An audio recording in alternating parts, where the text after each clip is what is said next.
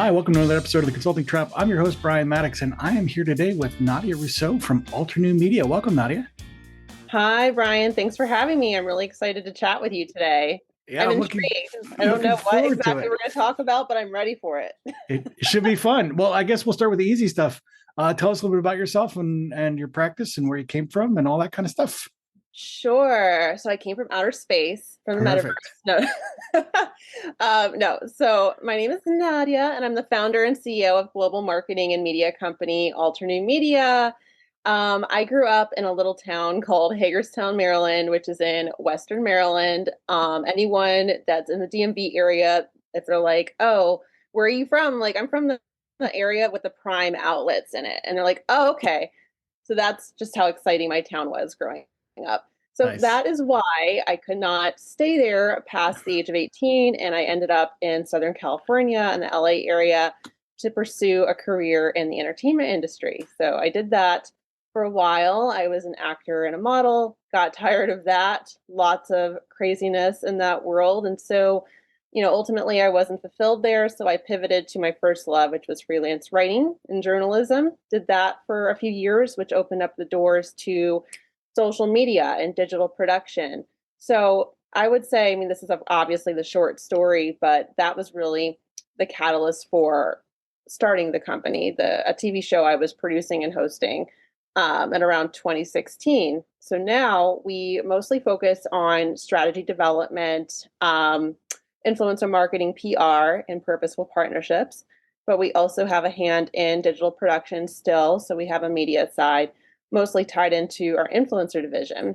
We are global. I have about 15 people on the team. I lead the business with my beautiful wife and co-founder, Lauren, who I actually met online when living in Maryland, and she was in California. So that's part of why I ended up over there. That's another story. But yeah, that's kind of a roundabout tale of how I came to be in this position. So the natural sort of first question is, that transition from, from acting and whatnot into and writing into that marketing strategy space. How did you make that jump? What were the things that led you to believe that this was the area to go in? And then what did you do to make that happen? Sure. So it definitely was not all at once. So I started getting burned out on the acting world, and I was like, okay, what can I do? And I pivoted to the freelance journalism area and blogging. At that time, though, I was also working in a day job. I was working in a law firm as a paralegal and also a legal collector. It was a collections law firm. So there's always been that part of my brain that's been very strategic, logic oriented, while the other is very highly creative, visionary. So I was already kind of marrying these two worlds, whether I knew it or not. So basically, I had a couple of interviewees, both of whom had wellness products around 2012, 2013. And they were like, hey, can you help me with my Twitter account? And I'm like, yeah, I guess. And they were, a bit older, boomer generation. And I was like, okay, so I helped them out, not really thinking much of it at the time. And what happened was they started getting more followers, which converted to more customers. And it was, kind of like a snowball effect. So it's like, okay, I guess I'm good at this, even though it's not really a thing. Because back then, 10 years ago now, oh my God, it wasn't a thing like it is today. So I just kept dabbling in that. And then, I wanted to get my hand back in the entertainment world. And so that's why I decided to produce a TV show about intersectional identity, which was a web series essentially, but I still filmed in person in a studio in Hollywood. So around that time, I want to say that was the end of 2016 into 2017. I was also still starting to build out the freelance social media stuff. So I was taking it a little more seriously while still working in the law firm and producing this show and going to school part-time. So I was a little bit crazy in this year, 2016. By the end of 2016, though, I left the day job and then just pursued the show and the freelance social stuff more seriously. I was using Fiverr, which is an online marketplace for buyers and sellers. At that time, not as a seller. I was using it as a buyer because I didn't have a team yet. It was really just me. So occasionally I would get like a graphic design pack or something because I wanted to focus on copy.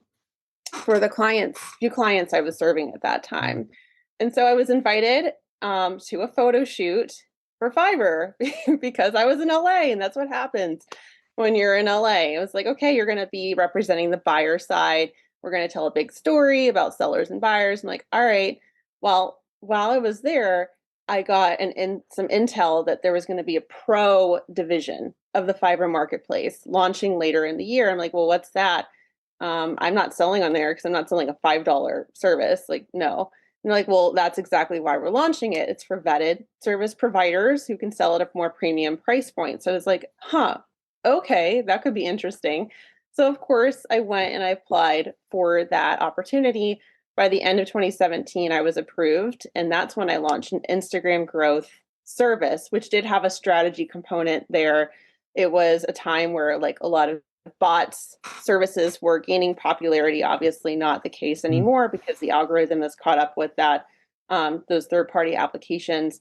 But I wasn't using bots, I was doing it all organic. And so that service took off, and that's how I started getting a presence on the Fiverr marketplace out of thousands of sellers, because I was like one of the newbie pros and I was getting courted and supported, and my presence grew. I started incorporating other services, more of a comprehensive marketing strategy, because that became a request. I wanted to get more in the influencer space, so I integrated that. And then I integrated PR because I've always been a bit of a matchmaker of sorts. And that's how I started the Purposeful Partnership initiative, wherein I partner the nonprofits with the for-profits. So I would say it was a combo of like, people presenting a need to me, like with those interviewees, along with the opportunity of getting on the Fiverr marketplace. That was kind of like the catalyst for the growth. So by the end of 2018, I had a team of like 6 people. And now, like I said, we have a team of 15. Although I will say, last year we started the year with a team of 20. So we have cut down our staff. It seems like the recurring theme, though, if I had to kind of put one together, is that you've been very open along the way to when these opportunities arise, capitalizing on them. How do you identify what opportunities are good and worth exploring versus ones that are just kind of show up and you go, I'm not so sure. It seems like you've got a good kind of radar for that. Yeah, so that's a great question. I think, if you do feel that I'm not so sure feeling in your gut and you're like, oh, maybe this could be good, but there's something intuitively inside of you that just feels like not so certain about it, then I would say that's an opportunity you probably should walk away from unless you have really thoroughly vetted it and you realize that that uncertainty is more to do with like insecurity or imposter syndrome or something like that versus the opportunity itself. Like I have said yes to so many things. I will say I've said yes to more things than I've said no in my come up, so to speak. But over the last couple of years, I've had to say no to more things, but I'm still saying yes to a lot. Things that, someone looking in from the outside would be like, you don't have time for that. And I'd be like, I'll make time for it. Hmm. So what are the criteria you use to evaluate those opportunities? Is it strictly like, is there a novelty component to it? Is it a personal growth and development? Is it, this looks like it could be long-term revenue? How do you factor those decisions against each other? Yeah, I mean, I definitely think it varies depending on what that opportunity is. But overall, I think about, is this going to amplify my personal brand awareness and alternate media's brand awareness? And will that amplification drive an increase in revenue and opportunities, other opportunities that in turn will do the same thing? Like, will there be a domino effect of this action that I'm going to take? That evaluating the kind of future and how the pieces fit together, that starts to present an interesting kind of perspective on the decision making process. How do you? I know I'm asking you like, how do you predict the future, which is an odd question, but let's go with it. How do you predict the future on this stuff? I guess I think in the earlier days I really could not predict the future because I didn't have the experience to really know or like properly forecast what the probable outcomes could be. it was more like, I'm not in a position where I can say no yet. So I'm just going to say yes, unless the opportunity looks like diabolical. And then I will say no for sure. But now, I can suss it out a lot better than I did in the past when I was younger. I like evaluate the value system of the person and the entity that's presenting the opportunity. I evaluate, is this going to take time away from like the actualization of my bigger mission and vision, or is it going to help feed into it? So I think it's really important that you're crystal clear on like what your personal mission and vision is along with your company's. Because if you don't really know that, then you might just start saying yes to like any and everything that just because you're like, oh, I have to. And sometimes, yeah, I mean, when you're starting out, like you should probably say yes to more than you should say no. But again, like, there's a lot of weird stuff. And having been in LA for almost 14 years, like I have seen and dealt with it all. I know I haven't like should not have said yes to a lot of things back in the day, but there are stories I can tell my grandchildren. So at Yeah, least there's right. that. I imagine your barometer for weird and the barometer for weird for somebody in Kansas are probably Oh yeah. wildly different. Oh Um, my God, for sure. so as as you've pivoted and grown, you've started that process of scaling, and that's something I think is going to be really interesting to talk about a little bit as well, because as you've had to scale up, how has that informed your decision making process around what clients you take on, what work you take on? Yeah, I mean, again, I think for the most part in our growth, which 2020, like when the pandemic started, I of course, like pretty much everybody had that oh shit moment, like, oh my goodness, this is not going to be a good outcome. And of course, there were like for the first few months of it, like April through mid-June, it was much slower than anticipated. But then suddenly everything kind of exploded, and 2020 was our biggest year to date from the prior years. And then we grew from 2020 to 21 by 60%. 21 to 2022, it was not as big of a bump, but we still did more than we did in 21. So, needless to say, we were saying yes to probably 90% of the stuff that came our way, unless it was diabolical or completely random. We said yes to it. We're like, you know what? We're focusing on growth and, making more like revenue. So we're going to say, I mean, unless of course it completely misaligned with the services that we were providing. Like we weren't like picky if like a prospective customer, like maybe they seemed a little odd or their product or service was a little, not something we were passionate about. We still took that on.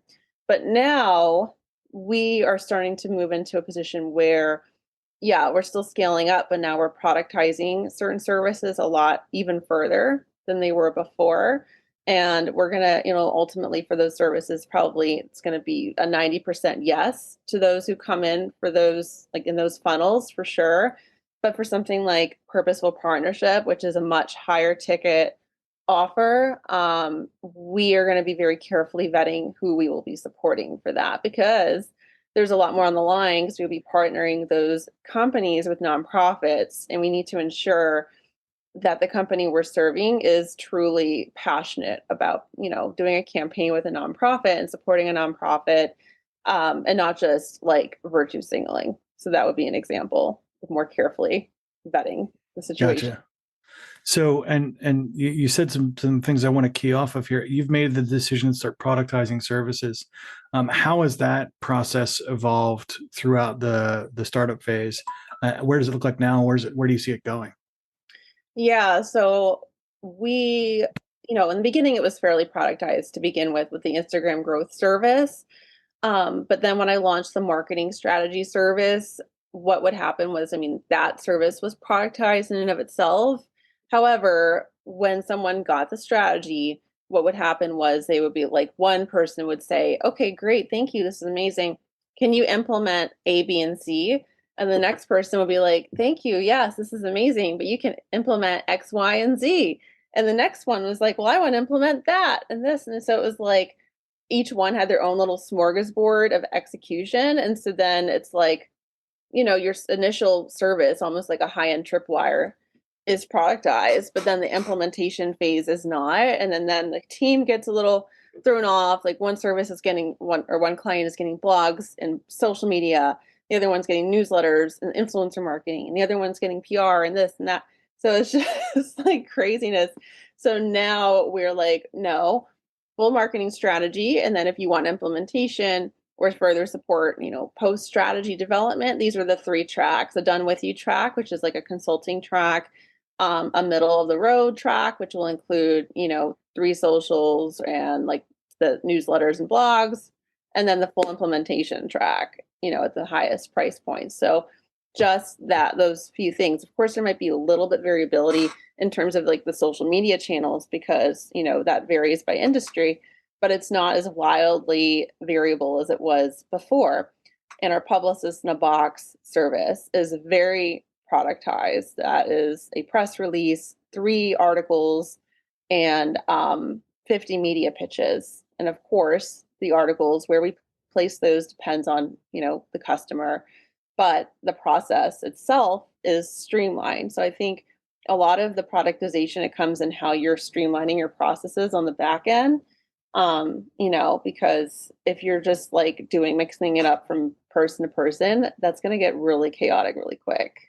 Yeah, there's no scalability in that, right? It gets much harder to grow. So you said you've continued to productize and you've worked on that moving forward. How do you see that evolving over the next year or so as you grow your business? Yeah, for sure. So definitely we're going to be ramping up focus on the brand and marketing strategy package and the Publicist in a Box, but mainly from the standpoint that we want to drive like huge increases in revenue on those 2 buckets for the purpose of promoting purposeful partnership more and promoting our influencer board and digital production side, and growing that side of the company, because the media side is a really exciting side, and our approach to how we're like kind of vetting media opportunities is very unique because we do so depending on different influencers that we might take on as representation. So we're essentially like have a talent management arm for influencers, for select influencers, and for select and those like a few of these influencers, we will produce content for them, whether it be podcast series, web series. We've even had conversations with big networks about one of the web series that we're producing. These go on IMDb, so that's where I'm like channeling my my roots and excited to move the company forward into that area. So has AI disrupted your business yet? I want my team to be a little more familiar with how to use the lovely chat GPT that everyone, I keep hearing people freaking out about it, but it's like my team barely even knows about it. And I keep telling them how to use this to help them like quicken their research. And I'm like, that's one of the biggest benefits of it is like how they can use the tool to quicken their research so then they can have more time to be creative. I feel like a lot of people are freaking out about AI. I love it. I feel like it is a tool for us to do more and be more efficient and be more creative because we have less time that would be spent on like kind of the tedious research stuff if we have tools like ChatGPT helping us out. That said, I always tell, people I'm talking to about this, and like the research only goes as far as 2021. You're not going to get the most like newsworthy or contemporary outcomes, but you can definitely use it to put together very straightforward SOPs, or at least utilize that more as a template. I think it's going to be even more game changing than that. There was a couple. I just saw there was. I guess it just got shut down, but there was a something called Nothing Forever, which was like the forever Seinfeld episode that one of the AI bots was writing. And it was just in real time. It was continuing to write script for Seinfeld, basically. And there's some other stuff now that's coming out where you can literally have it produce video from scratch based on prompts. So it's definitely coming, and it's definitely going to hit everybody. I think it's going to be even harder to differentiate once all that stuff gets automated to a degree, but super interested to see how this is going to impact your business. I think I want to check back in 6 months to a year and find out where you're at that I'm time. excited. I think it will help us scale up like crazy. Awesome. Yeah. So I'm very excited about it. Awesome. Well, I want to thank you for your time here today. But before we go, I want to ask a couple quick questions. First thing first, who should reach out to you and how should they get a hold of you? Anybody who should reach out to me, unless you're a creeper, I definitely want to chat. I would love to chat with you, particularly if you are self-described as a mission-driven entrepreneur or business owner. You can hit me up on Instagram at Nadya Rousseau. That's NADYAROUSSEAU. My company is Alter New Media. Same thing at Alter New Media on IG. Super straightforward. Hit us up, and love to connect. I love creating content myself. I also have a podcast I recently launched called Nadya's Entrepreneurial Corner. I'm looking forward to it. Awesome. And on your journeys to get to where you are today, what are the 3 biggest things you picked up along the way? Wow. So that's a really good question. I think the first one is the importance of being resilient, because you are going to hear more no's in your life, and especially in the beginning, than you will hear yes. So you have to be resilient. There were times where I had like next to nothing. I had to stretch to $600 over the course of like 6 months and like live off black beans and cans of like Slim Fast. So yeah, you got to be resilient when you're on your come up. So that's number 1. Number 2, give more than you desire to take back. Being a giver and extending support to others goes so far. And no, don't just do it for like the sake of like, oh yeah, well, if I give and I better get back. You're not always going to get back, but it is, a good thing to be out there doing mitzvahs in the world. And I'm of the strong belief that the more you do that, yes, the more, the universe will recognize that. And the third is continue to self-educate all the time. Like, you always want to be informed in the latest trends in your industry, on, the movers and shakers in your industry, and, just kind of growing your own unique perspectives on these updates and changes. So like you mentioned with AI, you want to have your own unique spin on what's happening with that. Like, don't just sit there and like regurgitate other people's information. AI will do that for you. Right. Perfect. So. Thank you so much for your time today, Nadya. I thoroughly appreciate it. Looking forward to hearing how your business moves moving forward. Thank you. It's great being on. Thanks for listening to this episode of The Consulting Trap. If you have suggestions for future episodes or would like to be a guest on our show, please send me an email at brian@podcastchef.com. That's BRIAN at podcastchef.com. Before we go, we'd like to thank the sponsor of our show, Podcast Chef. Podcast Chef helps turn ordinary podcasting into a revenue-generating lead magnet for your consulting business.